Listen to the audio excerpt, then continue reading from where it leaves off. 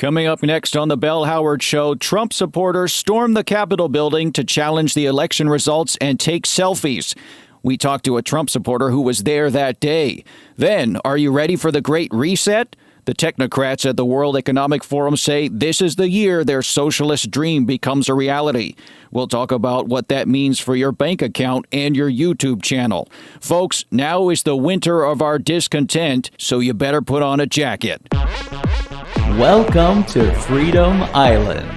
You're listening to The Bell Howard Show. And now, here's your host, Bell Howard.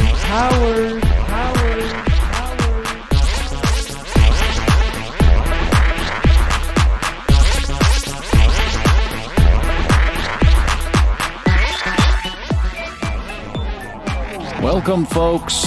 Swim ashore this island of freedom.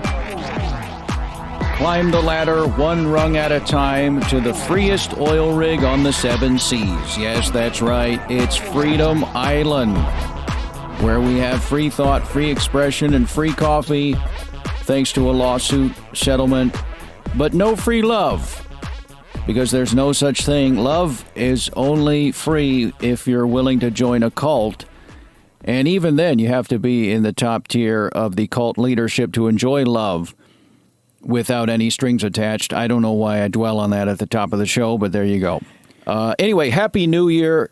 First show of 2021. I hope it's been a happy year for you so far. To most of you, I should say happy lockdown. Happy new lockdown. Many people are finding themselves in another lockdown situation. If you're, and you know what? If you're tired of the draconian rules that say, hey, don't go outside anymore, don't work, just tough it out until everyone gets the vaccine. Do what I did. Folks, form your own micronation and you can have your own rules. And we don't need to practice self-isolation. We just got an oil rig out in the middle of the ocean. Just me and Wes. And no one tells us what to do.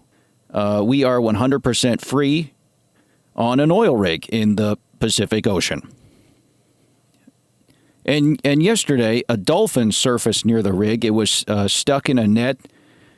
And it had a little container on its back, and I thought, someone should really do something about the island of trash floating about 3 miles due south of us. This guy that lives there, he's doing his own thing and, quote unquote, keeping it real. And I passed by him on a motorboat the other day while doing a supply run. I had to get tortilla chips. And I passed by him. I think his name is Don. I said hi, just like any good neighbor would do, and he sort of crawled out of an old arcade machine cabinet from the 80s. I think it was Miss Pac-Man. I said, hi, Don. And he said, we all live on the trash heap of civilization. I said, okay, do you need anything from the mainland? Folks, we got to get to a lot of stuff here. The news, as always, never a dry news day these days, and the technocrats trying to reshape society before our very eyes. And we see people are pushing back, and it's getting wild.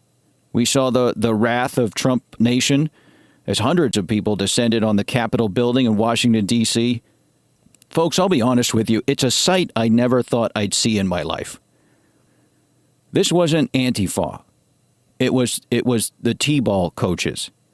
It was the guy who doesn't stop talking about fantasy sports in the office.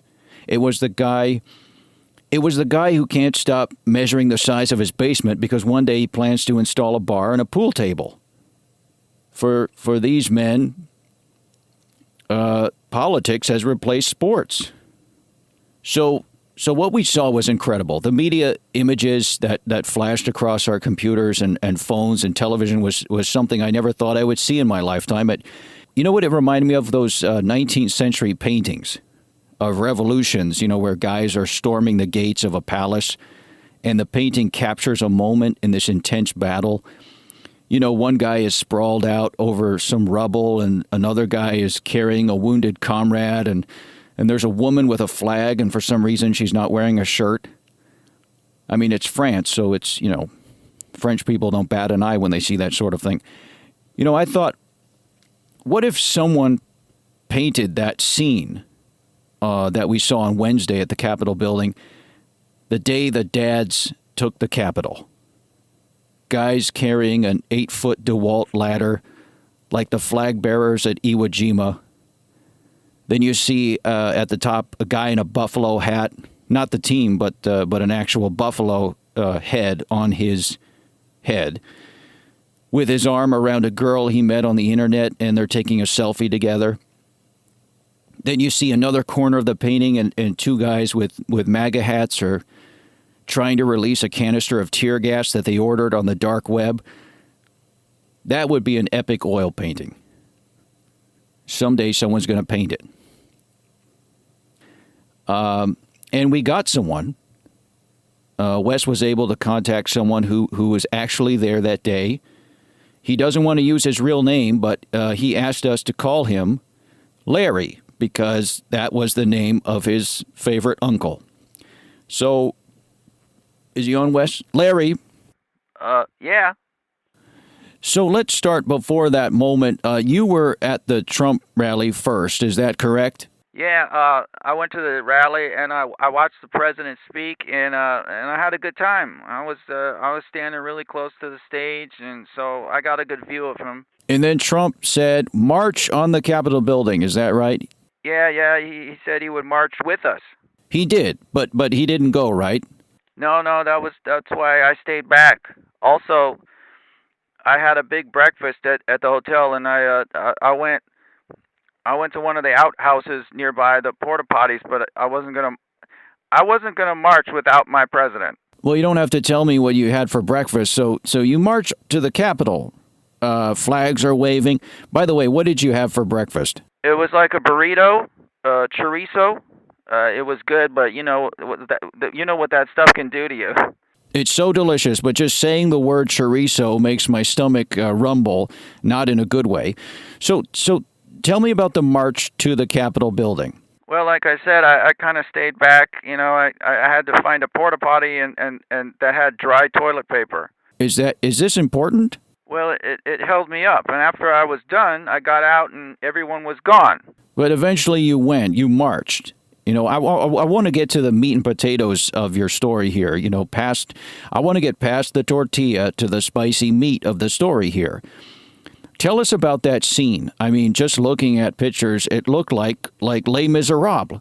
Yeah. I mean, I knew the kind of general direction that people were going in, but when I started walking, I realized I didn't know where I was.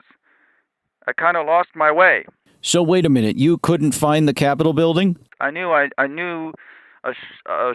kind of the general direction. Do you know Washington, D.C. at all? I mean, there are government buildings all over. There are a lot of places to protest. Yeah, it's kind of the capital of our country. It's kind of where government is. So where did you end up? I kind of took the wrong way down Independence Avenue, and I marched on the Department of Transportation. You marched on the Department of Transportation? Yeah, oh yeah, I was shouting at the DOT. People don't realize this, but if Biden becomes president, a lot of tax dollars. I mean, do you know how much money is going to go to public transportation? No, how much? I thought maybe you knew. I don't. Anyway, but Democrats love government spending. I mean, someone's got to stop the Department of Transportation. I thought I was going to be, I would be that guy. Did you storm the gates of the DOT? I mean, like your fellow Trump supporters? Were you waving flags and stuff? Or no, I didn't get inside, but a lady, I have a big beard, and most people think I'm homeless. So this lady gave me a cup of coffee and a Bible. Well, Larry, I'm sure if you ask someone, I mean, they tell you where the Capitol building is. Yeah, lady told me, but I went the wrong way, and I ended up marching on the Folger Shakespeare Library. You thought the Folger Shakespeare Library was the Capitol building? At first, but after I read the sign, I knew where I was, and I decided to I just decided to protest it. Protest what? Shakespeare. I mean, how can you cause people to lose all their jobs during this pandemic and still have the audacity to maintain this library of a foreign author? I mean, it's all the Freemasons, right? You don't really have a good sense of direction, do you, Larry? Also, Democrats love drama. They control the media, so... Larry, did you ever find the Capitol building? Yes. You did? No, but it doesn't matter because the deep state is a multi-headed hydra that must be fought on multiple fronts. Well, it sounds like you had a nice day just seeing the sights of our nation's capital. It was my first day there, so next time... Yeah, I can call again, or I can call your show. Whenever you need a man up on the scene or a correspondent or something. Well, I appreciate the offer, Larry. We'll call you if we need you. All right, bye. Well, thanks, Wes. I mean, where do you get these people? The guy didn't even march on the... I mean, he missed the fun part. All right, folks, it's time to take a look at this meme that's going around the internet, and it's real, folks. It's real. It's called the Great Reset. Let's zoom out and look at the big picture in a segment I like to call the Big Picture. The Big Picture. The Big Picture is brought to you by Apex Owl Rental of Olympia, the safest, most trustworthy owl rentals on the planet. Have a mice problem? Maybe you want to cheer up a friend in a hospital, or you want to give someone the scare of their life for Halloween. Imagine opening a closet and seeing an owl perched there. I would have to run to the bathroom in a hurry. I mean, it would probably, be too late. Just make sure your friend has an extra pair of pants ready if you do that. All our owls at Apex Owl Rental are safe and diurnal. That means they are active during the day, so you can sleep easy at night knowing that the owl won't be flying around the house. Don't know if an owl is right for you? Join us for an hour or two at the Owl Nest, the only owl cafe in the Pacific Northwest. Sip a delicious mug of cafe au lait while you sit next to an owl. That's a great idea. Just sit next to the owl, and if it doesn't freak you out, maybe you can take it home. I mean, that's the Apex Owl Rental. Folks, get an owl today. It's a hoot. Well, the World Economic Forum is preparing the world for the Great Reset. They say that the COVID-19 crisis is an opportunity to reset the world the way they want it, and so you will be further enslaved in their system. And they want to reset the world and the way we do business to a more egalitarian model. And folks, whenever they say egalitarian, your ears should prick up. It just means communism. That's code for communism. That's all it is. And there's a video on YouTube by the World Economic Forum called 8 Predictions for 2030. And it's just frightening. In the video, it shows a young man smiling, and it says, you will own nothing, and you will be happy. I mean, there you go. That's it in a nutshell. That's the world they have planned for us. But how are they going to do it? Some people say it will be a slow, incremental process, and some say it will be a sudden, almost instantaneous event. And my next guest believes it will be the latter. In fact, he is working to bring about this reset almost automatically. His name is Sai Sharma, and he's the founder and CEO of the Indian tech company Balicom. Sai, welcome to the Bell Howard Show. Hello, sir. Thank you for calling Balicom and agreeing to the Great Reset. Wait a minute. I didn't agree to anything. I'm sorry. Who is this? My name is Douglas MacArthur.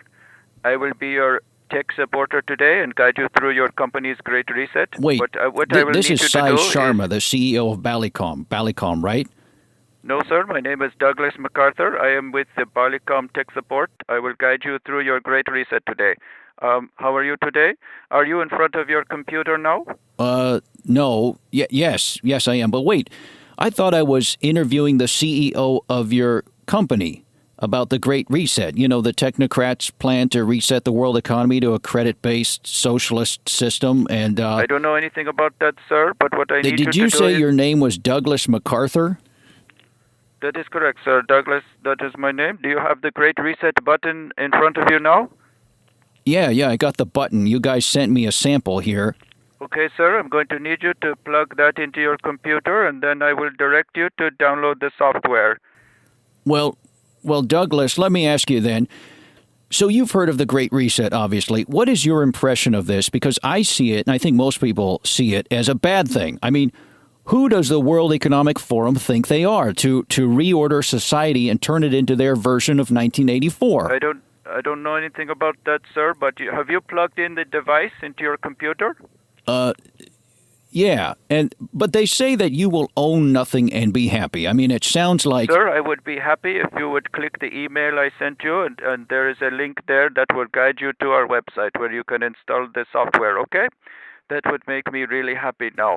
I mean, you're obviously at the forefront of this technological revolution, but how do you square this Great Reset with your business? I mean, if it leads to a world socialist system and you lose your company... I mean, the Great Reset means the party's over for capitalism and free enterprise. Sir, the party is just getting started, but what I need you to do is click on the link and download the software that allows me to help you further with the Great Reset of your computer. But wait a minute. You're a successful businessman. I mean, you know how to make money, right? I mean, what's the point of making money and wealth after this Great Reset? Wouldn't you lose everything? Do you have your web browser open, sir? I What? will give you the URL, and you can just type it in directly and download it there if you are unable to access your email now.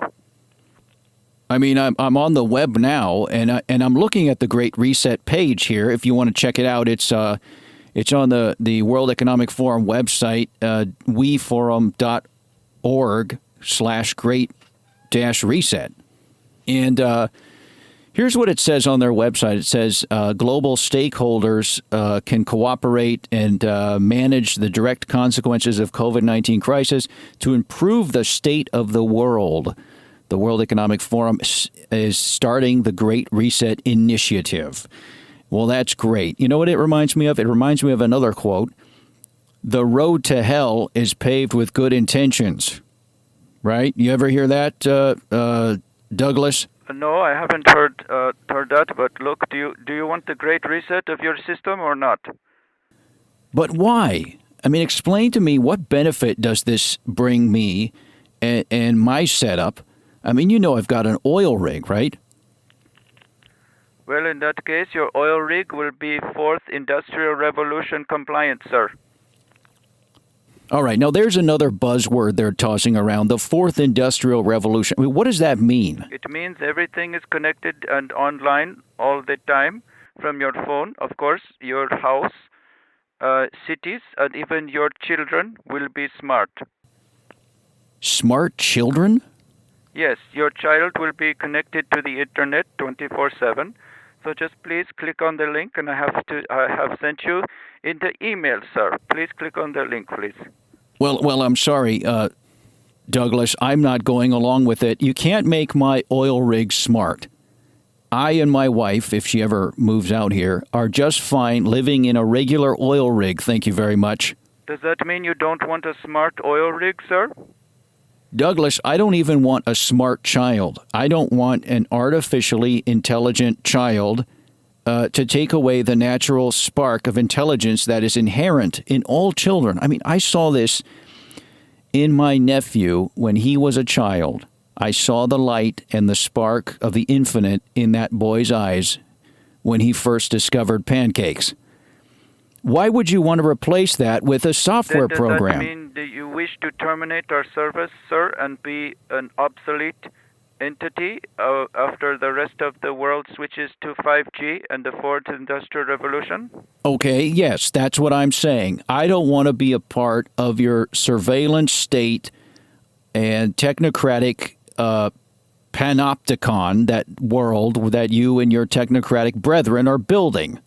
In that case, I just sent you another email with another link that will confirm your termination of our service and unsubscribe you from our newsletter.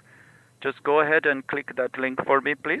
Yes, I want to terminate the service. So what is it, the new email? Okay, here it is. All right, I clicked it. What, Wes? Well, he said to click it to terminate the service. So I clicked it. Wes? Uh-oh. I clicked another. What? What was that? What's JavaScript?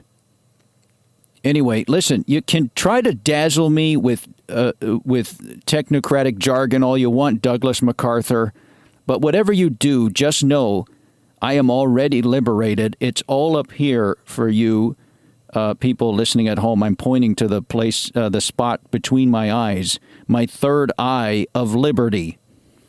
Okay, whatever, sir. I have your IP address, and you can kiss my ass. Have a nice day, sir. You can have my street address, and I'll still be free, you technocratic liberal fascist. All right, he's gone.